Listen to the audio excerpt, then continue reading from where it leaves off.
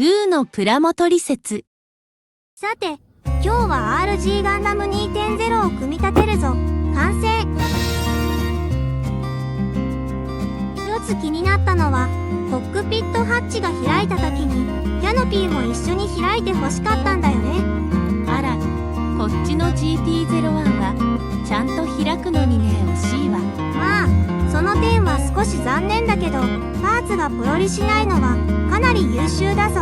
フグに取れやすそうな額のパーツも、ちゃんと引っかかるように設計されてるし、肩や足の装甲も開いて、腕も足もかなりの可動域がある。あと、手首がしっかり動くのがいいな。手首が動くと、ポーズが取りやすいわね。そうなんだよ。で、これからちょっと改造に入るけど、装甲を少し加工して、内部メカがちらっと見えるようにしたら、もっとかっこよくなると思うんだよね。いいわね。全塗装でお願いね。まずは引け処理から。ディティールも彫り直して。ただ、ポリキャップがなくなって、代わりのランナーで問題発生。削りカスが絡まって取れないのが困るんだよ。爪でこすっても、モールドの中のカスはなかなか取れないし。あら、道具がたくさんあるんだから、いろいろ試してみたらいいじゃない？超音波洗浄機も試したけど効果なし。スライムやひっつき虫、粘着系も全然ダメ。でもペンタイプの消しゴムが意外と使えたぞ。消しカスがモールドの奥まで入り込んで爪よりもよく取れた。それは便利ね。工夫次第で何とかなるものね。さあ、次は頭の改造だ。隙間ができるようにカットして、ひさしも薄く仕上げてみたんだけど、左がビフォーで、右がアフター。日差しの段差がなくなって、すっきりしたじゃない。そして、SNS で話題になってる、バルカン砲のずれている問題も解決した。0.5 ミリのパイプを外から刺して、銃口がずれても安心。詳しい方法は、別の動画で説明してるから、ぜひそっちも見てくれ。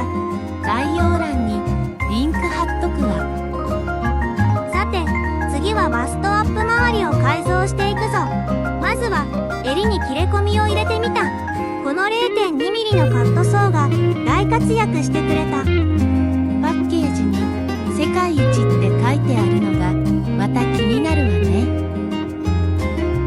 最近は 0.1 ミリ幅のカットソーも出てて、次はそれを試してみようかと思ってる。さらに薄いなんて驚きだ。本当にそんな薄さどう扱うのか不思議だわ。黄色の部分もカットして内部メカを見せようと思うんだけど、実は青い流用パーツをつけようとして、でも変だったからやめたんだよ。何かワンポイントが欲しいんだけどな。よし、ランナーの文字を使うか。ちょっと何言ってるのかわからないわ。ここでね、ランナーの N を薄くそぎ取ってそれを使うんだ。ガンプラおろしってやつさ。そんな人いないわ。速乾接着剤で貼ってアレックスみたいにニュータイプのマークをつけてみた。これデカールと違って浮き上がる感じがいいな。ほんとね、デカールより立体的で素敵だわ。で、パーツの裏にもプラ板を貼って隙間を作ってみた。頭のセンサー部分も同じように加工しておこうかな。ちょっと隙間が開いたのがわかるわ。これが効いてくるのね。胸の黄色いダクトパーツは使わずに中のメカを黄色に塗ってみるのも面白いかなって考えてる。金色にしてもいいかもな。メカっぽくていいかもね。穴を掘ってこんな感じでチップを入れる予定だ。これは塗装後に貼り付けるレッドチップってやつね。どうせなら今のうちに一生分のチップを作っとこうかな。一生分。よく使う鋼の厚さに合わせて 0.5 ミリのプラ棒を2種類用意したんだ。海外製のは高いけど、実はおすすめのプラ棒があってね。レモンっていう文房具屋さんが出してるやつは360円と激安なんだよ。0.5 ミリ×0.5 ミリの角材ね。それならいろいろ使えそう。そうなんだよ。これで長さを測っていろんなパターンを作れる。高さのあるものや三角形も作っとこうかと思って。ケースの中に貼っておくといいわ。ウェーブさんから発売されている HG ディテールパンチの台形1を使う。0.3 ミリのプラ板から均等な台形を切り出してディテールとして使えるのでとても便利。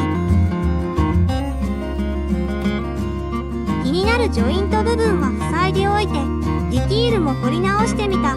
これで完璧だな。そして超音波洗浄機に中性洗剤を入れて汚れをしっかり落としておくぞ。ほこりがつかないように慎重にやらないとね。さて次は関節部分だ。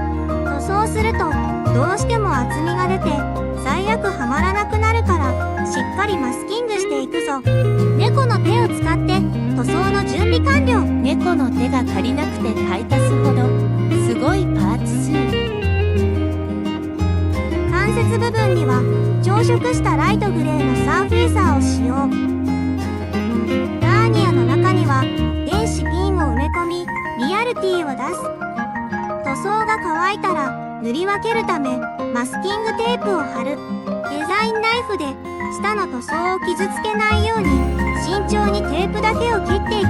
サーフェイサーエボホワイトを1対2で希釈していくぞ。便利グッズとして DP ボトル 200ml を使うんだけど、中には BB 弾みたいな攪拌ボールが入ってて注ぐ時に垂れにくい注ぎ口もあるんだ。これで作業がかなり楽になるんだよ。それは便利ね。垂れにくい注ぎ口って塗装作業では地味に助かるのよね。そうなんだよ。まず水位を確認してから瓶の中身を全部入れる。溶剤を瓶の分量で2杯分入れて完成。かき混ぜれば準備完了。この希釈方法は簡単ね。同じようにグレーやガンメタも使っていくぞ。サーフェーサーに色がついているから、それだけでメタリックな仕上がりになるんだ。武器類やバックパックはガンメタでいく。メタリック仕上げってプラスチックが全然違う素材に見えるのがすごいわよね。さらにマスキングテープで塗り分けしてサークルマスキングを使うと丸いモールドも簡単にマスキングできる。テープは両端をカッターで切って綺麗なラインを作っていくんだ。細かい部分はゾルを使うぞ。そうやって仕上げると細かいディテールも綺麗に分かれるのね。今回はブライトシルバーとスターブライトシルバーを使い分けて光沢の違いを出してみるんだ。上と下で色が違う。さらにブライトゴールド、コバルトバイオレット、オレンジイエロー、オンザレッドで色を塗る。白いサーフェーサーの上だから1回で発色が良くていい感じだ。その色の組み合わせ鮮やかで映えるわね。バーニア部分にはクリアーブルーを塗って焼け表現を出す。乾いたらマスキングテープを剥がして、ドルは塗り消しで丁寧に取る。墨入れはブラックとグレーを下地の色で使い分けてやっていくぞ。目は付属のシールに蛍光イエローを吹いてから貼ってみた。これでより輝く目になるな。パーツを取り付けていくぞ。グレーとシルバー、ゴールドの色分けには特にこだわってみたけどどうでしょう。ラ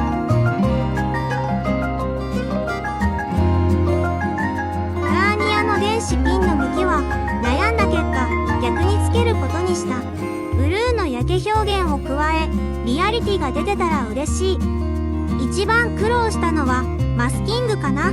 実は気に入らないところは何度か塗装をやり直したよ。そして頭のバルカン砲のズレは簡単に修正できたし、メタルパイプを追加することでアクセントとしてもいい効果が出たんじゃないかな。そして一生分作ったレッドチップをくどくならないようにバランスを見ながら貼っていく。まさか一生分って言ってたのに使ったのは4個。最後は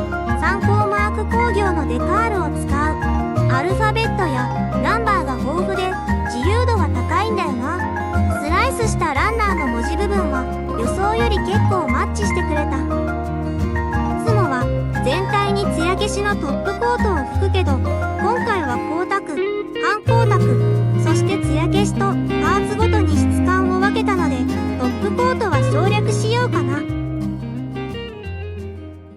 それでは完成です。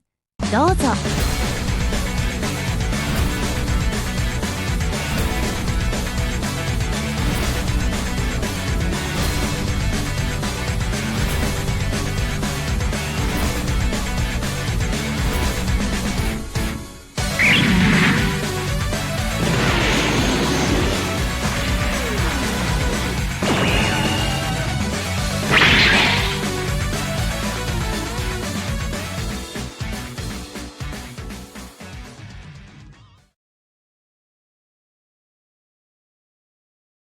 ご視聴いただき、本当にありがとうございました。もし動画がお役に立ちましたら、グッドボタン、チャンネル登録をしていただけると嬉しいです。次回作に気合を入れ、お届けいたします。それではまたお会いしましょう。